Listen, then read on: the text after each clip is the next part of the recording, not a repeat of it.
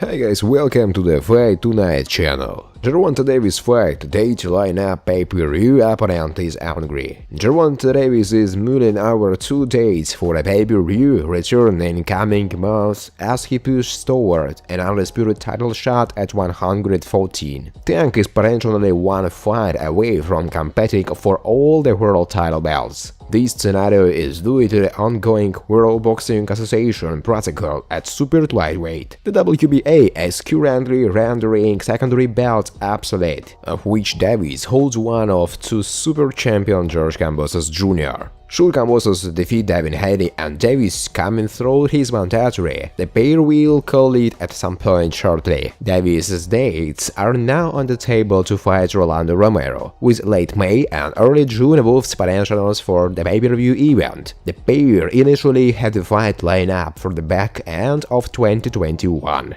However, Romero got forced to pull out due to the personal issues, and Davis then fought and beat Isaac Cross. Showtime continues to work on scheduling Davis vs Romero, with confrontation due any day now. Gervonta Davis. Davis vs Romero will be put forward as one of the network's highlights of the next few months. Davis is fast becoming Showtime's #1 fighter, as former heavyweight champion Deontay Wilder mulls over his career options. Davis gets thrust into the limelight more and more. It's hoped that by the end of 2023, Davis will be the #1 pay-per-view player in the sport. Furthermore, he should have a collage of world titles in his possession. By the time 2022 rolls around, Davis should be a full-blown welterweight and able to mix it with some of the best in division at the higher limit.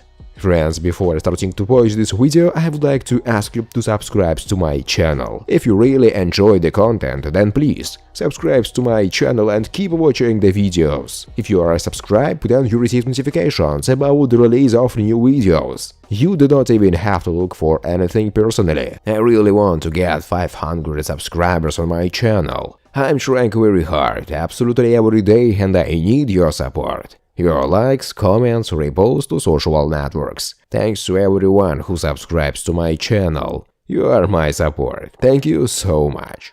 For now, it's going to be Romero in the opposite corner. The Moonlight Twitter recently admitted he is an angry man. Before that, Romero said, "Boxing is lonely," and mocked those who call him a bum. It doesn't seem that Romero has a few things to work on right now. However, fireworks certainly expect to go off once he gets in Davis' vicinity, whether at the presser or inside the ring. Gervonta Davis vs Rolando Romero could be happening May 28. Davis drops hint on social media. Gervonta Tank Davis and Rolando Romero may be set to officially reschedule their fight, which was meant to happen in December before allegations against Romero saw him removed from the fight pending investigation, with Romero appearing to be cleared for all intents and purposes and ready to resume his in-ring career. The fight has been expected to get a new date, in part because Romero has a mandatory option on the secondary 135-pound belt Davis holds, and it seems like we know when that will be.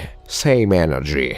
Davis used as the caption, so that opens up 2 possible dates in the next 5 months. May 28, which is a Saturday night, and August 28, which is a Sunday night. May 28 will seem like the more likely date. For one thing, Showtime are nearly set to officially unveil a big spring schedule, and we know 5 days are leaking already. Jermell Charlo and Brian Castano are set to meet on May 14, with David Benavides vs David Lemieux coming on May 21. Davis vs Romero on May 28, which will be a pay-per-view, would complete a huge month for Showtime and keep what should be some good buzz coming off of a big fight leading up to all that, including Gennady Golovkin and Ryan Garcia returning on April 9 in separate dozen bouts. Errol Spence vs Yordenis Ugas on April 16, Tyson Fury vs Dillian White on April 23 on ESPN Plus pay-per-view,